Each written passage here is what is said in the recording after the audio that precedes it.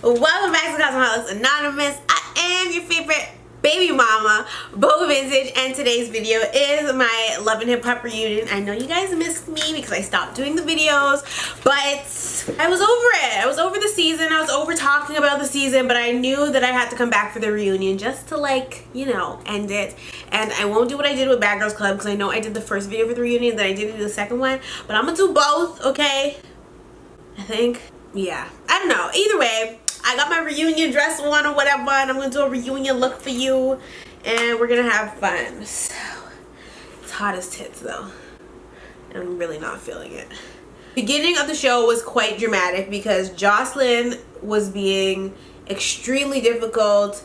I think in the last episode they showed, or the second last episode, they showed that Joselyn has been difficult the entire season, or towards the end of the season. She was over filming, she had high demands for certain things, and she just, ugly little bitch thinks she the shit, okay? So Jocelyn's not ugly, I'm just making a joke. She just became increasingly difficult to work with, and so I've been told you guys about Mona and how Mona gets down, but Joselyn, we know what kind of person Joselyn is, and the show only aided for her to become worse. So I'm not surprised at all by Jocelyn's behavior. At this point, she had an attitude and she was not going to film the reunion unless her demands were met. And they did not meet her demands, so she actually is not going to be participating in the reunion unless she's like gonna be in the very last minutes of it. I don't think she's coming. She actually quit the show at the reunion. The producers were pretty much frantic because they wanted... Joselyn is the star of the show. Like, we're not gonna deny that. Joselyn makes the show, as evil and petty and ridiculous as she might be. She definitely makes the show, and so they really did need her, I guess, to be a part of the Love and Hip Hop franchise. I don't really know what she's gonna do without Love and Hip Hop, because that's what we know her for. Like, can you guys picture Joselyn on anything other than Love and Hip Hop? Because her show, when it was just her and Stevie, wasn't even that great. So, I don't know. I feel like her and Stevie are a pair. And without the other just doesn't make sense. As toxic as their relationship is when it comes to the TV aspect of things, I think that they kind of need each other to be successful in this industry. Well, not in this industry, in the reality TV business. Stevie can make money on his own, I guess, doing what am I trying to say here? Sorry guys. Making beats, being a producer, but apparently he broke and borrowed money for cars and shit, so I don't know. The beginning part of the reunion really emphasized focus on Tommy. It's like Tommy was the entire season, because they spent a lot of time talking to Tommy and actually, you know, dealing with situations that involved her. I guess because she brought the most amount of drama this season, they decided that they would focus this whole, like, literally half of the reunion was focused on Tommy and her shit. Tommy shit, okay? During the introduction, they kept doing close-ups of the cast, and Young Jock's hair looked like a mother effing lace front. I said, what the hell does this man have on his head? It's like his hairline was painted on, and I was just like, no honey, this needs to end today, right now. Not having it. It's unacceptable. Like, his hair looks so ridiculous, I can't even explain to you guys how ridiculous it looked. I'm not even going to insert a clip because I don't want to blind anybody by the atrocity that was his hair, like, at all. Atrocity? Is that a word? Monstrosity? I don't know. Usually when they're doing the introduction of the cast and they're doing the close-ups to introduce everybody, the crowd usually cheers. Girl, when they got to Kirk, honey, they were booing. And I was booing too because I could not stand Kirk. I hated Kirk all season. I've hated Kirk since probably season 1. And I was actually very happy that they booed his bitch ass because I hate him. Like, Kirk is just no good. He's no good. Look at me, orange in the crease again, whatever. So the first question Nina had asked was for, of course, Tommy, and she asked her what her situation is with Joselyn, and Tommy said that she is currently out on bail for the situation with Joselyn. She also says that she didn't do anything wrong, but the last time I checked, Tommy did try to run Joselyn over with her car. I understand people can be frustrating, but you can't be out here trying to run people over. That is definitely murder if you run somebody over on purpose with your car. We all saw the video, I think that was last year. We saw that video of their altercation in the street and Stevie was there and everything, and it was just a bag of drama, but I don't know what the situation is beyond that. So for a moment the attention gets directed to Stevie, and I think Tommy had actually pointed out that Stevie knew that Tommy did nothing wrong, which is why he showed up to her court date, but Stevie wasn't really saying that. I think Stevie knows Tommy definitely did do something wrong because you can't run people over with your car. But he said that he didn't want to see her going to jail, I guess because she has 2 kids and blah blah blah, and their family, but there's some weird stuff going on between Stevie and Tommy. Let me say that, okay? We will get into that. Tommy says that if Joselyn was there, the only question that she would have for her is what exactly is her problem. Like, what does she have against Tommy that she doesn't want her in these streets, or that she doesn't want her around? What is the issue? And then Tommy brings up the fact that Joselyn, this is Joselyn's second attempt to trying to get Tommy in trouble, because she sent the police to Tommy's door last season with the whole hotel thing. She says that Stevie actually came to her hotel with a bottle of Jack Daniels. At first, Stevie's lying ass tries to deny the fact that he came to her hotel, but then he ends up changing his tune because there was just no denying it. Like, he was caught, there was no point in denying it anymore, and so he actually did admit that he did go to her hotel room, but that nothing happened between them. And this is where things sort of got interesting.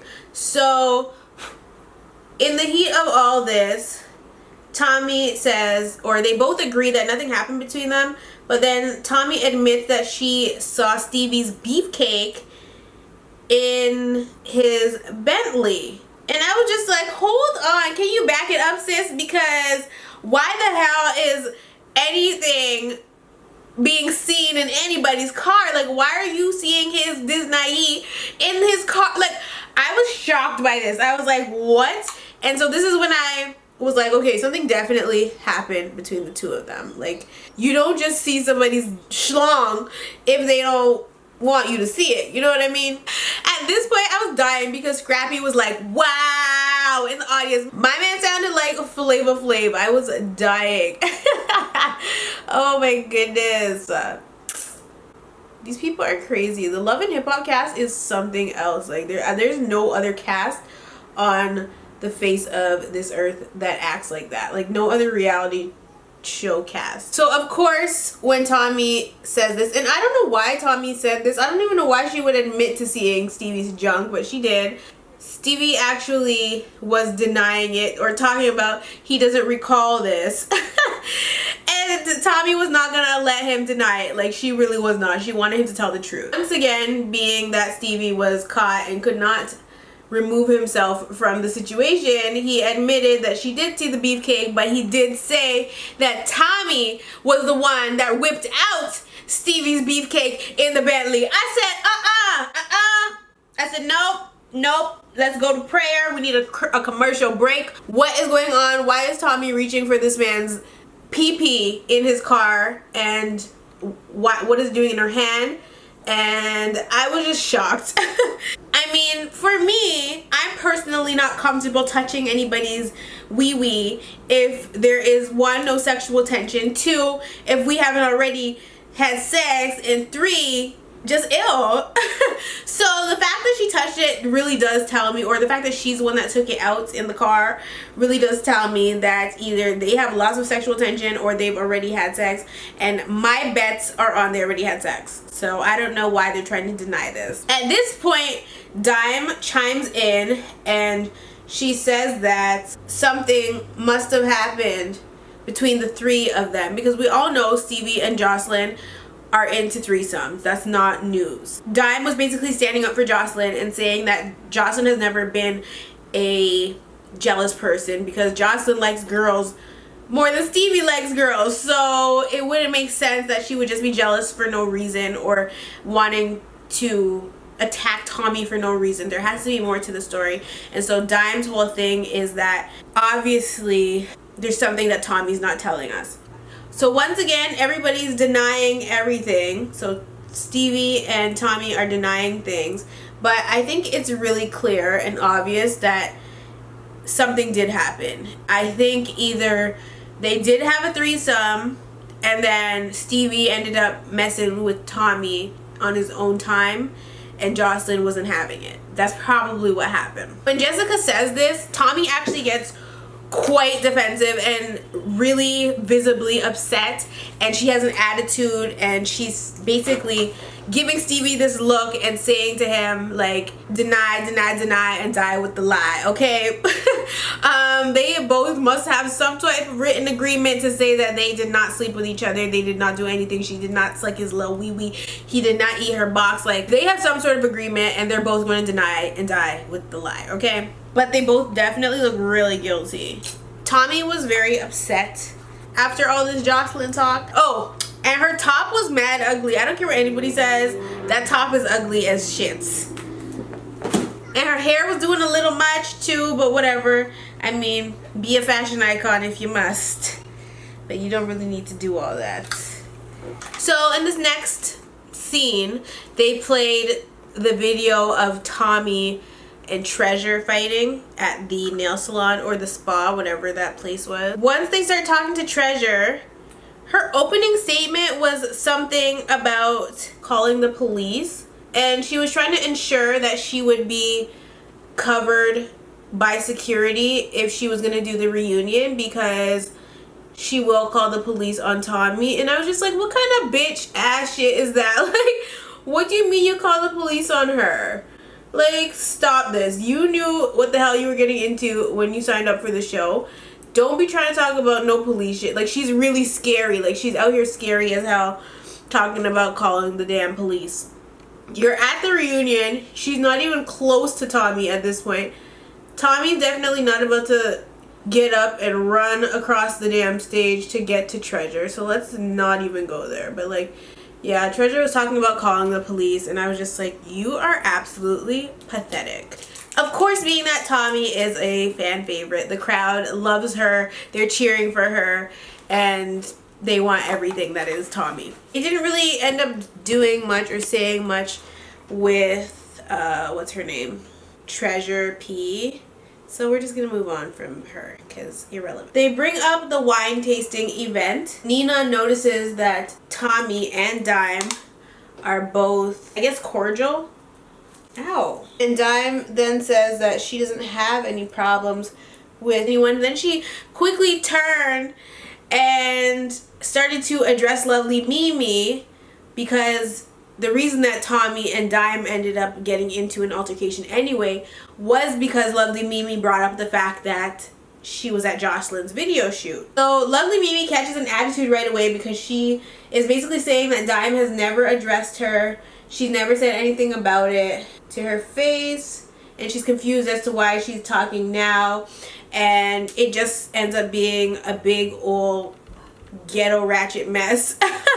Lovely Mimi is trying to page Dime because she's basically saying like Dime's not a stand-up bitch because she's had ample time to address Lovely Mimi and she never ever has said anything to her or made it clear that she has a problem with her, but now all of a sudden she's trying to call her out at the reunion, which makes no sense. And Dime is trying to say that they've never really filmed together, so when was she supposed to call her out and blah blah blah, making excuses in my opinion, but whatever. Dime then says she would have beat Lovely Mimi's ass a long time ago if she had an issue with her and blah blah blah. Lovely Mimi ends up flipping shit because obviously she takes that as a threat, I guess, because Dime said she would have beat her ass a long time ago. I guess Mimi was like, well, we could do it right now, shorty. So Lovely Mimi flips shit and I guess she wants to fight, but security gets involved and there is no fighting at this reunion. Dime stands up and is making fun of Lovely Mimi and calling her a majorette and imitating her. And of course Carly Red's messy ass is standing up and being follow bati and copying Dime imitating Lovely Mimi. Like, stop. Just stop. You're way too old to be carrying on like this. At this point, they have to escort Lovely Mimi out of the reunion to calm her down backstage because she is very upset. Now, as far as Tommy and Dime settling their beef, or whatever you want to call it, what it is between the two of them, I thought that it was squashed, but it's not really squashed. They're just being civil in each other's presence, and it's not like an on-site thing with them where they're gonna fight if they see each other on the road or something. It's just a, I don't know, it's like a silent beef, you know? As long as somebody doesn't say something to the other, then there will be no fight kind of thing. A mutual agreement to not whoop each other's ass, I guess. I don't know what to call it.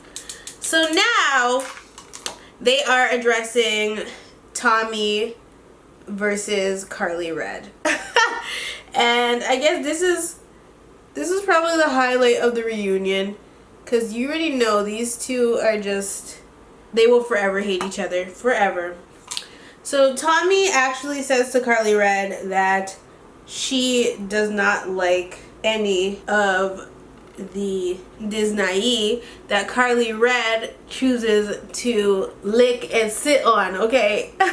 And Carly Red actually tries to say that she was not jealous of Tommy and Jock's relationship, but the lie detector test determined that that was indeed a mother effing lie. Like, I don't know why she tried I don't know why she was trying to say she was not jealous. You were crying and you had friggin' makeup smeared down your face when you were at Young Jock's little house in the damn forest. Like, stop it. Don't deny it, sis. You were jealous as hell. So we actually find out that Tommy has been hanging out with Carly Red's so-called man, Caesar from Black Ink. Child, no. When I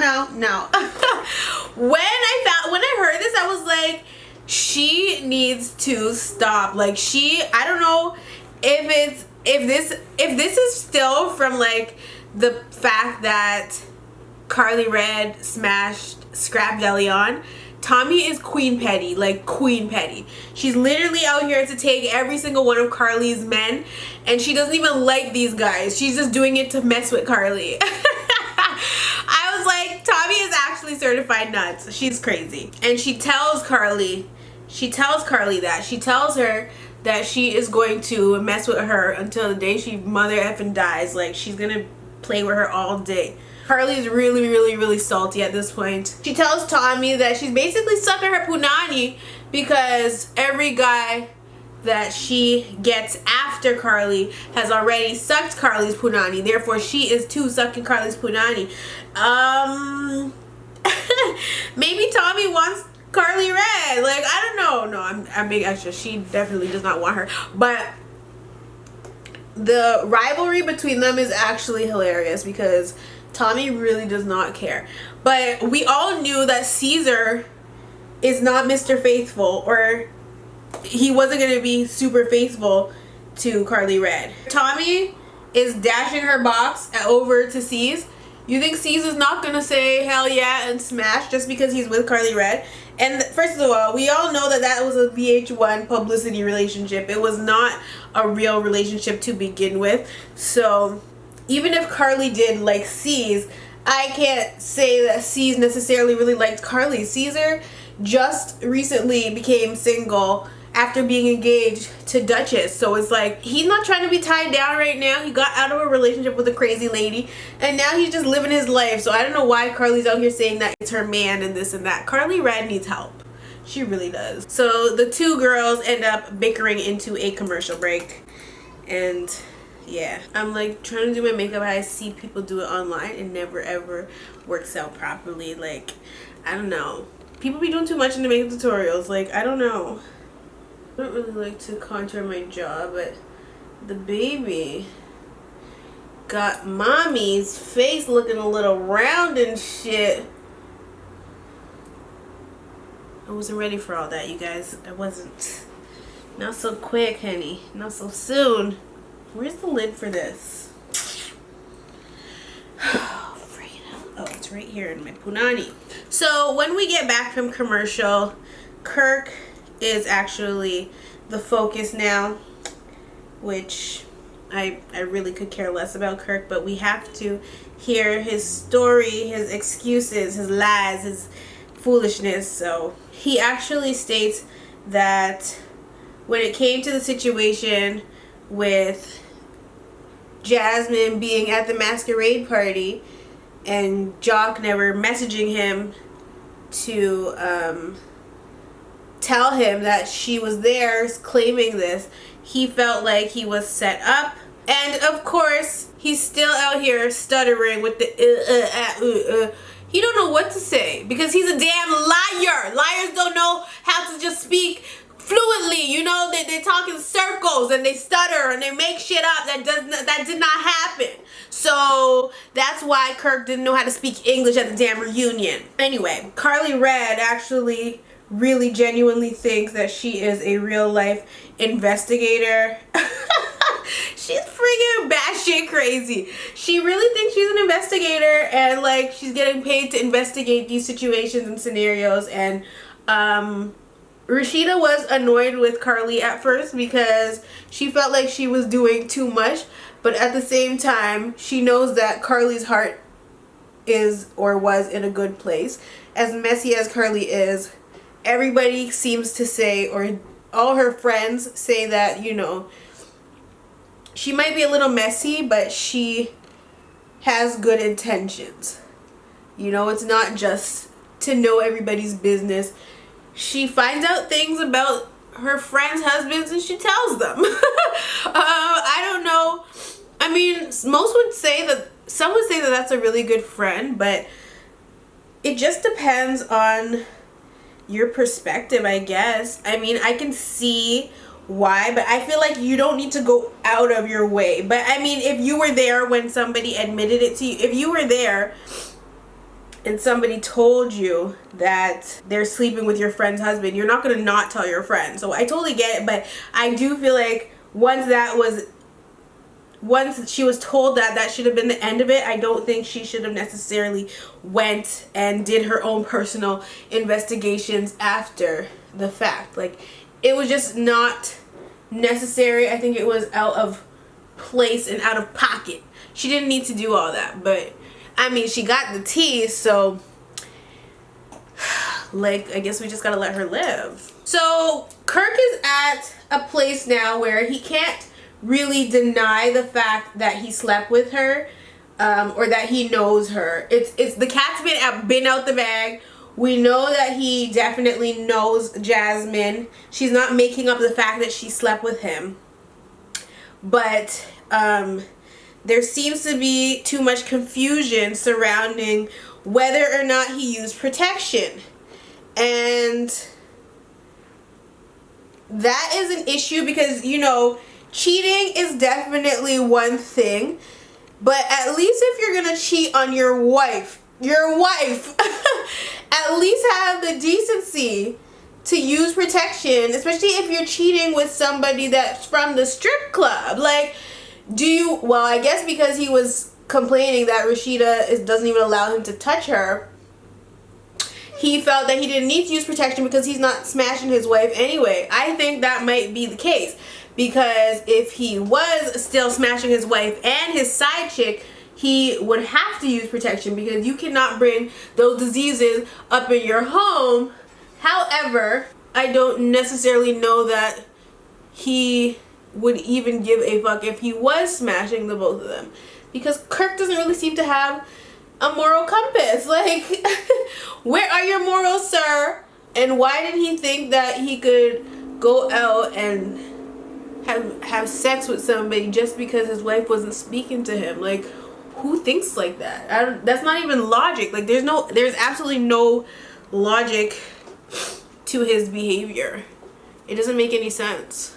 As I was saying, no one believes Kirk when he says that he used protection, because if that was the case, if you know you used protection, one, you wouldn't be denying, one, you wouldn't be refusing to do the DNA test. You would be so confident that you are not the father that the first thing you would want to do is a DNA test. The second thing is, if you know you use protection and the person you slept with knows you use protection, they wouldn't even try to come after you to say that you are the father. They wouldn't waste their time going to court to prove that you are the father if you're not the father, because that's a waste of time. The way Kirk tries to describe Jasmine and the people that she's rocking with is that they're scammers and that they do this for a living.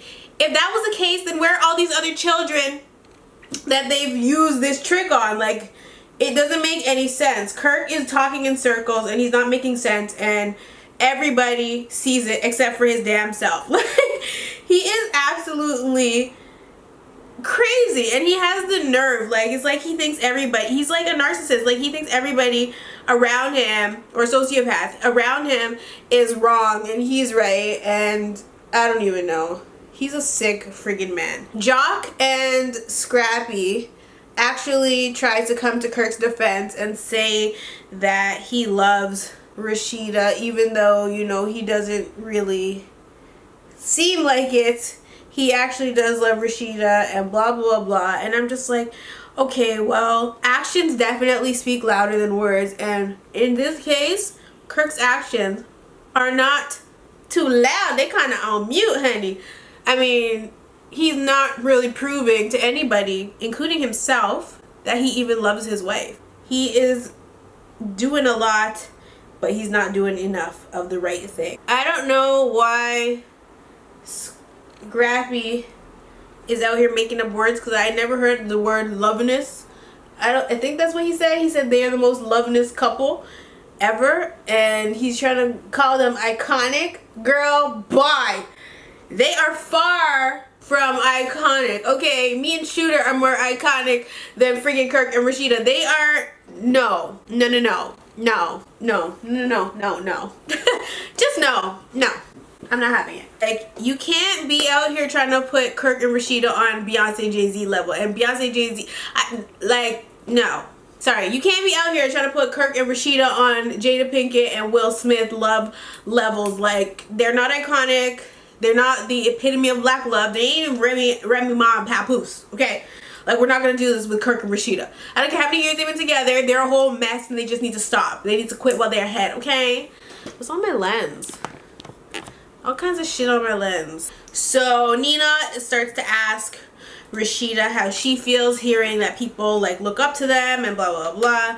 And this is when Rasheeda starts with the waterwork. She starts crying and stuff. And I've been saying this all damn season. I cannot feel any type of, you know, sympathy for Rasheeda, because she is a grown-ass woman and she's choosing to take this abuse from this man because the kids, for the kids. She's acting like Tara. Like, no, forget the kids. Like, it's not about the kids anymore. It's ultimately about your happiness. And, you know, as long as you allow this man to walk all over you, he will continue to do that. So every time Rasheeda forgives him and, you know, they brush things under the rug, he's going to continue to do it. How many times does Kirk have to cheat on Rasheeda for her to see that he is not it anymore? Like, you know, their season is over. I just want to know how many more times he's allowed to put her through something like this before she actually gets up and walks away and stops making excuses, talking about it's hard to not just get up and leave your family and blah, blah, blah. Listen, I don't care how long you've been married for. I don't care if you have 10 kids. If your man doesn't respect your relationship and gets somebody pregnant, and not even get somebody pregnant, but like possibly the father of somebody's child,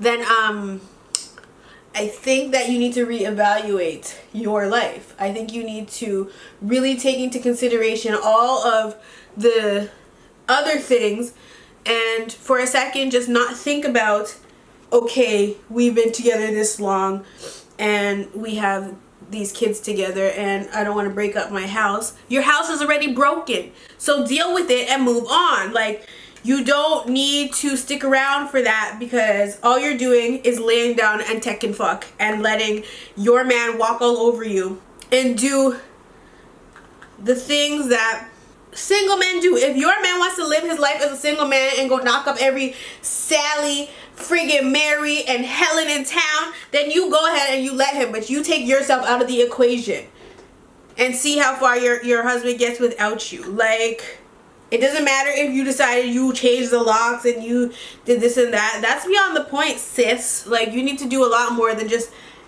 lock his ass out and tell him he can't come home. You have to do a lot more than that. Because what is the point of doing all that if you're just going to turn around and let him move back in?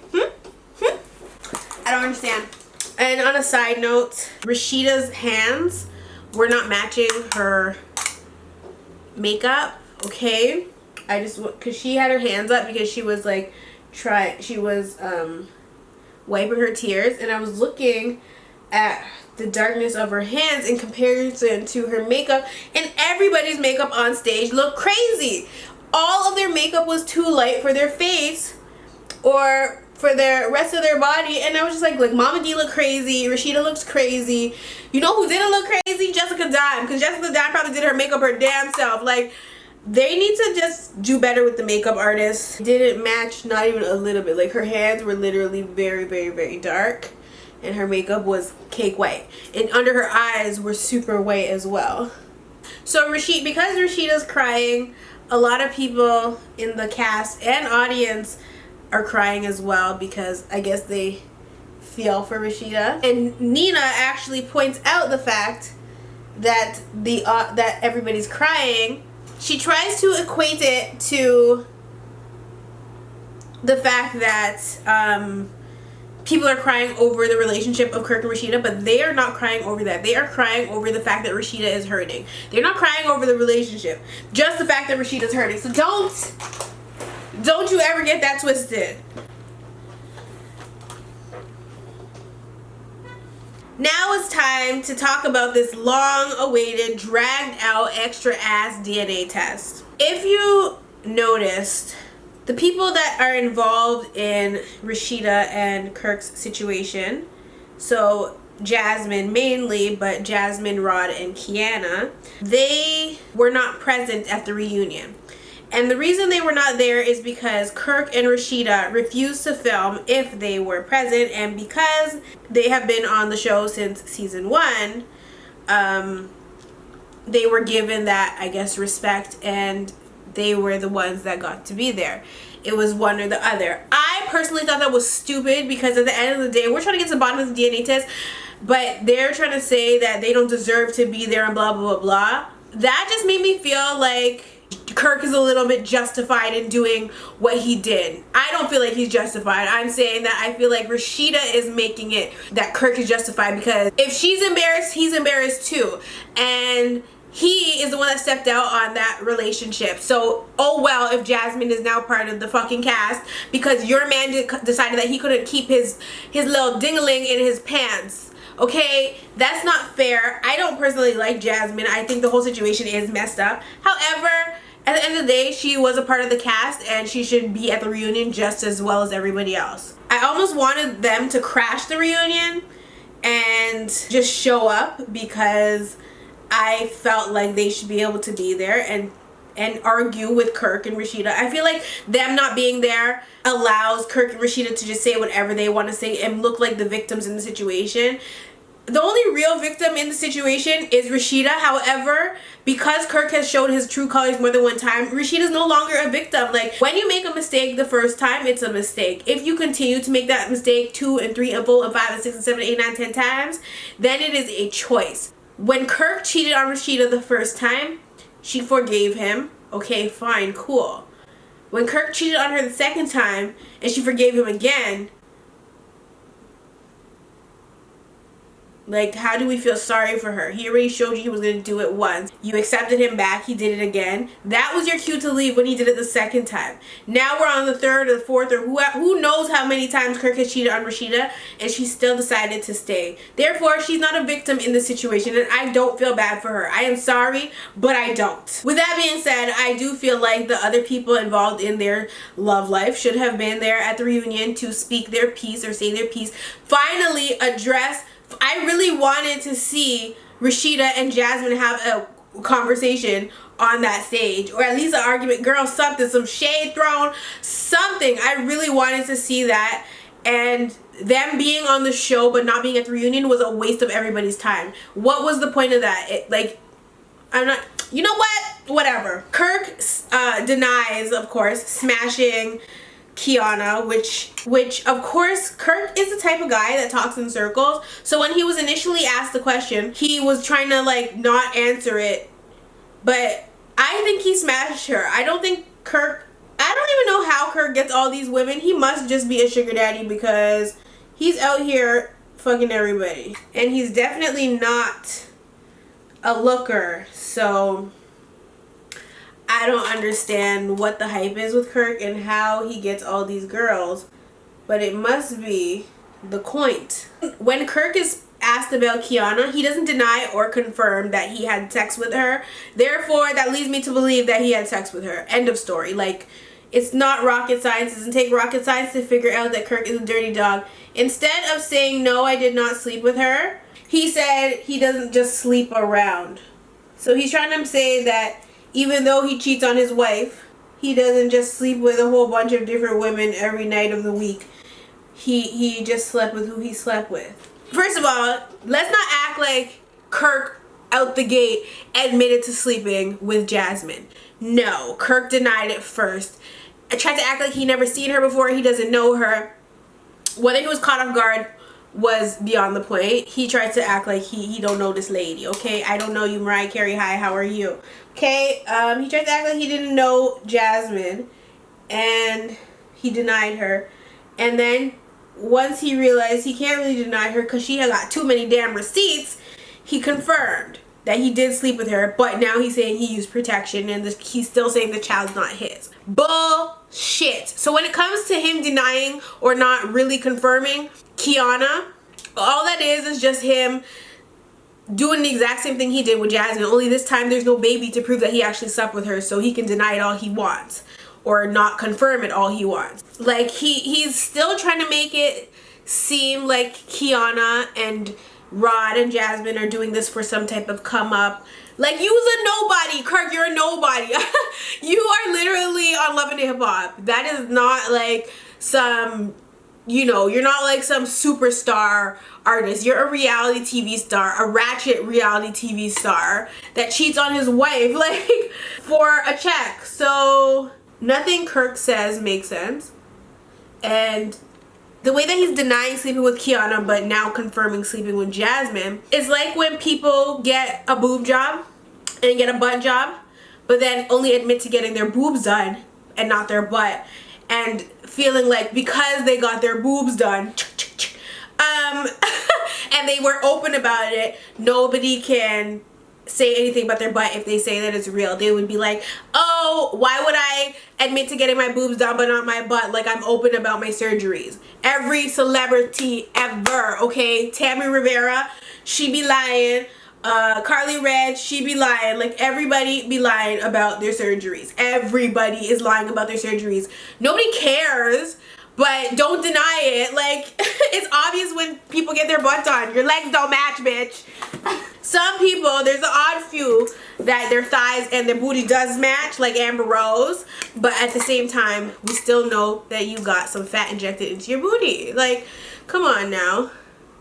And then they try to act like they are like in the gym regular, like they are gym rats and they exercise and that's how their booty grew and they eat collard greens and cornbread. Girl, bye. Like, I can't even deal. So that is basically what Kirk is doing at this point. He's lying about his ass surgery, okay? He's saying that he got his titties done but not his booty. That's how I see Kirk. A whole bitch. No shade, no tea. My lashes are not a fan of me today. I can't remember what Nina asked Kirk, but it was something about, like, if the child is his, would he be okay? Would he be okay with Rod raising the child instead of him? Like, it was something like that. I can't remember exactly what it was, but his response to her was, "Are you asking me if I would be okay with leaving my child with a bunch of pimps and hoes?" And I was just like, okay, Mr. Kirk, how you gonna say that you didn't have a problem fucking with the pimps and the hoes when you was putting your little raw dick in her, but now it's a problem that she carried your child and they're gonna raise your child because you have been denying the child? Like, stop. Oh my god. See, this is why I stopped doing my damn reviews, because it's raising my blood pressure like everybody and everything else these days. I can't, you guys know I can't afford to have my blood pressure raised. I really can't afford to do that. Like, you know, it's not okay. Alright, so I just went to go eat something and switch my part over to the side. My wig is not cooperating though. This dress is super itchy. Like, I had no idea it was this itchy. Oh my gosh, it is so itchy. Anyway, I think I was talking about Kirk saying that he left his daughters with pimp, was talking about leaving his child around pimps and hoes. So Nina actually directs the question over to Rasheeda and asked her about canon, if Kirk is the father, hanging around Carter and I guess her other kid. I don't know the other child's name. And she said that she would definitely encourage that relationship because the kid is innocent at the end of the day. The kid didn't ask to come here. The kid is just here. So if Kirk is indeed the father, she would definitely want their kids to have a relationship. Moving on. Another cheating ass man from the season was Shooter. What did we nickname him? Pow Pow? I think Pow Pow. Okay. This is Sierra's husband. Sierra was a new cast member on the show. She owns a hair salon, blah, blah, blah, all that good stuff. And so this now is her time with Mariah and Pow Pow. So Pow Pow was on stage doing the absolute most. Like, his shirt was all open and stuff. And like, he was just doing a lot. And that actually did get addressed, but it was foolishness.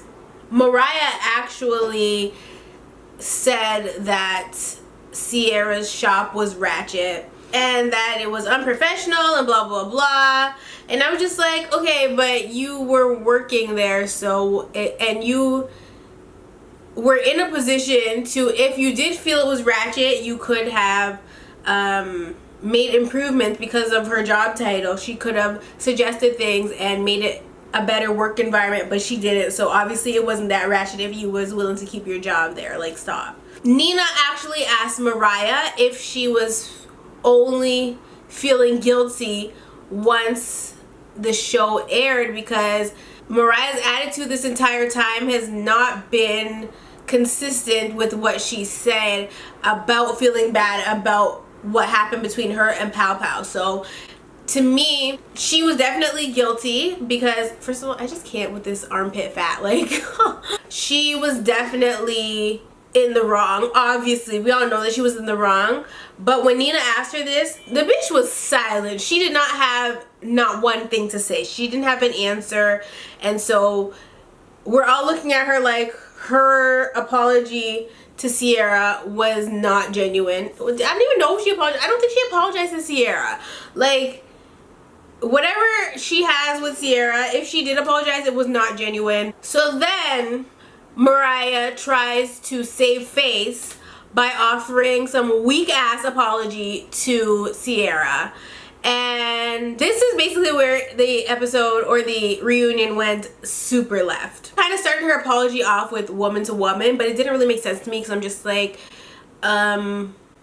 where was this before? You can't be coming at a married woman talking about woman to woman when you slept with her husband, and she was supposed to be your best friend. Like, you can't do that. You don't have the grounds to say woman to woman nothing, because you're not coming from a married woman's perspective. You're not even coming from a girlfriend's perspective. We don't even know what perspective you're coming from. You're coming from side bitch perspective. Side bitch that's trying to extort somebody's husband perspective. Like, you know what I mean?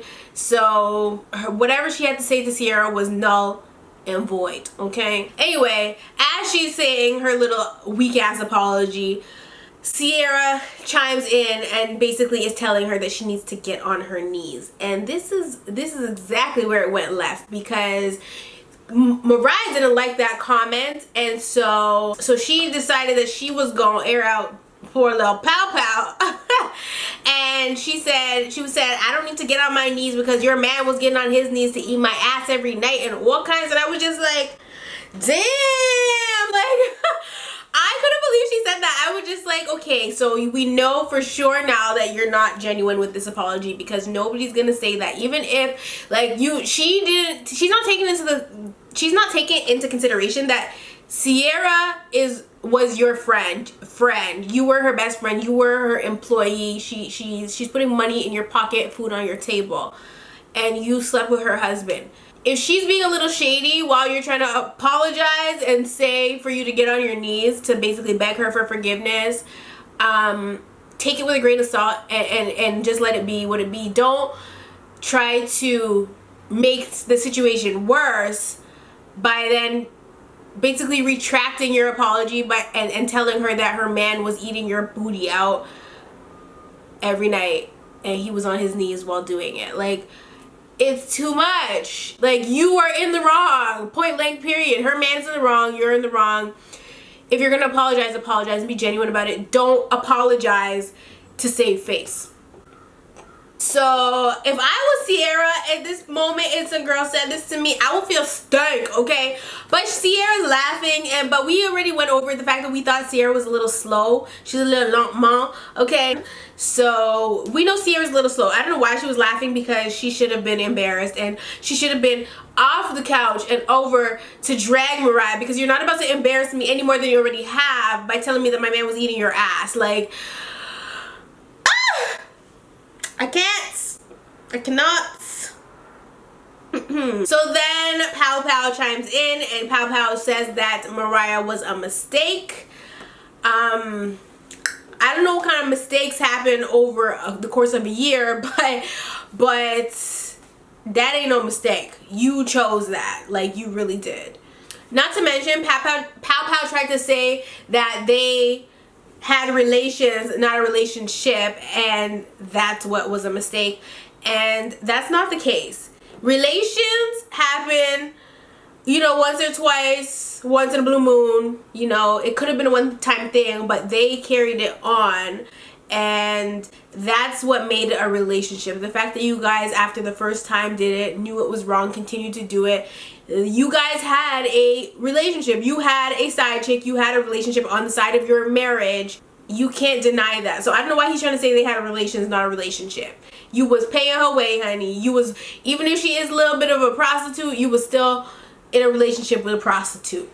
And she, you know, whatever. So Mariah is hurt, okay? She is hurting by the fact that Shooter is being so, sorry, by the fact that Pow Pow is being so forward and saying that she was a mistake and stuff.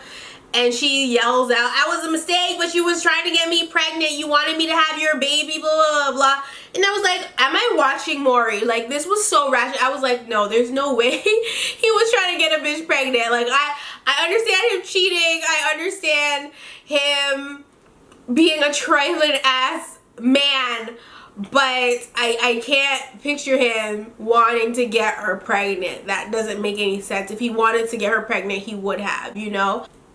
That didn't make sense. So I really think that she was in love with him, but I think we discussed that too. Like, she was in love with him, and she tried to finesse, and because he was obviously not going to leave his wife for her, and it backfired, so she's pissed. She's still in love with him, and she's just not going to let that hurt go. I realized that Pow Pow is a complete and utter savage. And the reason is because he literally sat on that couch with his shirt unbuttoned, turned to his wife and apologized as if sorry can fix this mess. There's a girl here that is saying you ate her booty and you wanted to get her pregnant while we are married. And you're gonna turn to me and say that I'm sorry, I apologize. Like, what does that mean to me?